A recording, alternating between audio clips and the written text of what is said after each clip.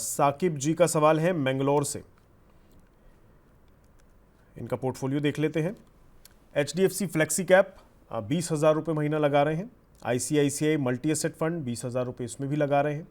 Nippon multi cap 20,000 रुपये इसमें लगा रहे हैं। मोतीलाल मिड कैप 10,000 रुपये इसमें लगा रहे हैं।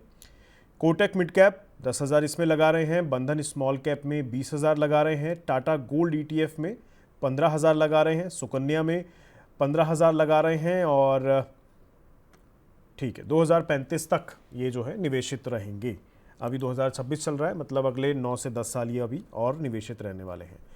लिख रहे हैं Nippon multi cap has high overlap with HDFC flexi cap. Is it okay to change Nippon multi cap with DSP tiger fund? तो इस पर सर की एडवाइस लेंगे। इसके अलावा लिख रहे हैं also want to add one more SIP of 10,000। 10,000 रुपये की एक और SIP शुरू करना चाह रहे हैं। प्लानिंग फॉर इन्वेस्ट को स्मॉल कैप। तो ये इस 10,000 की SIP के लिए फंड सही है या नहीं, इन्वेस्ट को स्मॉल कैप, ये हम सर से समझेंगे। और the last one is I have 20 lakh lump sum to invest. 20 lakh रुपए इनके पास लमसम निवेश करने के लिए हैं। Can I do STP in Abacus flexi cap? Will keep it for 5 years. अगले 5 साल के लिए ये इसको बनाए रखेंगे और STP रूट के ज़रिए ये Abacus फ्लेक्सी कैप में इस पैसे का लमसम निवेश करना चाह रहे हैं। तो ये भी सर के ज़रिए समझने की कोशिश करते हैं कि सब कुछ कितना बेहतर है इसमें। Sir over to you. पहला तो इनका एक बार पोर्टफोलियो देख लीजिए साकिब जी का कि कैसा लग रहा है। तकरीबन 1,15,000 रुपये महीना की अभी ये सिप कर रहे हैं और 2035 तकरीबन अभी 26 चल रहा है, तो 9 साल का समय है। ये तब तक निवेशित रहने वाले हैं। तो क्या पोर्टफोलियो में कुछ बदलाव की ज़रूरत लग रही है? देन एक करके इनके सवाल की तरफ आइएगा। क्या कुछ आपको लगता है इसमें करना चाहिए? जी नमस्कार साकिब जी। देखिए, आपका जो ऑब्जर्वेशन है Nippon multi cap and HDFC flexi cap, जहां तक मेरी असेसमेंट है करीबन 30-35% का ओवरलैप जरूर है इन दोनों फंड्स में। और अनफॉर्चुनेटली फॉर्चुनेटली दोनों फंड्स की जो परफॉर्मेंस है वो थोड़ी सी सबड्यूड ही रही है लास्ट 1 ईयर में, अगर मैं बोलूंगा। उसके सारे नोन रीजंस हैं कि जो हमारी FI सेलिंग चल रही है लार्ज कैप का में जो सेक्टर चल रहा है, उसकी वजह से ये दोनों फंड्स गॉट इम्पैक्टेड। तो अगर आप इन दोनों में से अगर मेरे से पूछेंगे कि आपको कौन सा फंड रिप्लेस करना चाहिए, तो मैं निपॉन मल्टी कैप के बारे में बोलूंगा। तो आप अगर उसको बदलना चाहते हैं तो आप बदल सकते हैं। अगर उसका जो ऑप्शन आपने दिया है कि DSP टाइगर से आप रिप्लेस करें, देखिए DSP tiger is an infrastructure oriented sectoral fund. वहां पे आपको अभी तक तो DSP टाइगर की performance in the past 1 to 2.5 years अच्छी है। कंसिडरिंग ये एक सेक्टोरल फंड है, तो उस हिसाब से आपके पोर्टफोलियो के रिस्क को भी एनहांस करता है।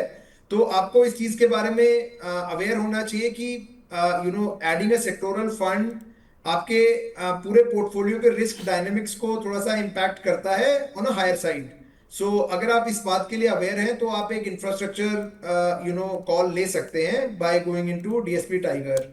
अदरवाइज एक सेफेस्ट ऑप्शन ये रहेगी कि आप एक large and mid cap portfolio में डालिए।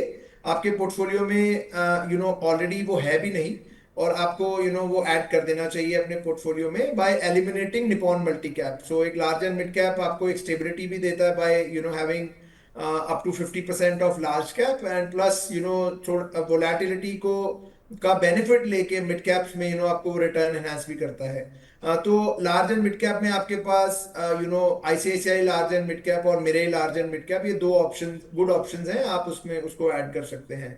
अब आता हूं मैं आपके तीसरे सवाल पे, जो कि with reference to small cap है, जो आप अपनी नई SIP स्मॉल कैप में डालना चाह रहे हैं। देखिए, आपके पास करीबन 20% अप टू 20-22% आप स्मॉल कैप में होल्ड कर रहे हैं थ्रू बंधन small cap. So adding another fund in a small cap space, though I personally am okay with 2 small caps in a portfolio, but आप ये चीज का सबसे पहले एक असेसमेंट लगाइए कि are you okay with 30% small caps in your portfolio. If the answer is yes, मेरा सजेशन ये रहेगा कि आप बंधन स्मॉल कैप में एक एडिशनल बेट लीजिए। Otherwise if you want to still add a fund, तो आप इसका ओवरलैप एनालिसिस जरूर करिए एट द आउटसेट। मेरे को उसके बारे में अभी मैं नहीं टिप्पणी कर पाऊंगा। इन्वेस्को और बंधन स्मॉल कैप में अगर ओवरलैप इज लेस देन 20-25%, सो आप ये फंड भी ऐड कर सकते हैं। बट डू रिमेंबर कि आप 10,000 अगर स्मॉल कैप में ऐड करते हैं तो आपका 30% का एक्सपोजर हो जाएगा in a small cap side of the market which is slightly higher, क्योंकि आप इससे पहले एक सेक्टोरल फंड भी ऐड कर रहे हैं, तो आपका जो ओवरऑल रिस्क डायनेमिक्स है वो शिफ्ट होंगे, चेंज होंगे, अग्रेसिव हो जाएंगे। सो अब आपका लास्ट सवाल जो था, जो 20 लाख रुपए आपने लमसम आपने निवेश करने हैं। देखिए आपका पोर्टफोलियो वेल डाइवर्सिफाइड है। आप अपने पोर्टफोलियो में जैसा कि फ्लेक्सी कैप और multi asset as well as Motilal mid, Kotak mid, इन्हीं इन्हीं फंड्स में आप अपना जो वन लमसम इन्वेस्टमेंट है उसको ऐड कर सकते हैं। Adding another flexi cap in the portfolio will not make much sense, but going through an STP route in the existing portfolio एक अच्छा ऑप्शन है।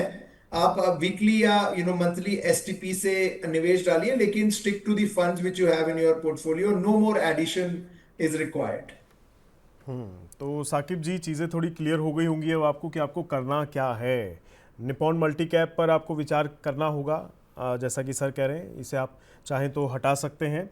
और इसके अलावा जो ये 10,000 आप लगाना चाह रहे हैं, इन्वेस्को आप सोच रहे हैं, लेकिन इन्वेस्को की जगह बंधन में ही अगर आप लगाते हैं तो आपके लिए बेहतर है। बट लगाना भी है नहीं, ये ज़रूर विचार कीजिएगा, क्योंकि आपके पोर्टफोलियो में ऑलरेडी 20% का वेटेज इसका है, तो 30% हो जाएगा, तो वो कितना आपके लिए फिजिबल है उस पर विचार कीजिएगा।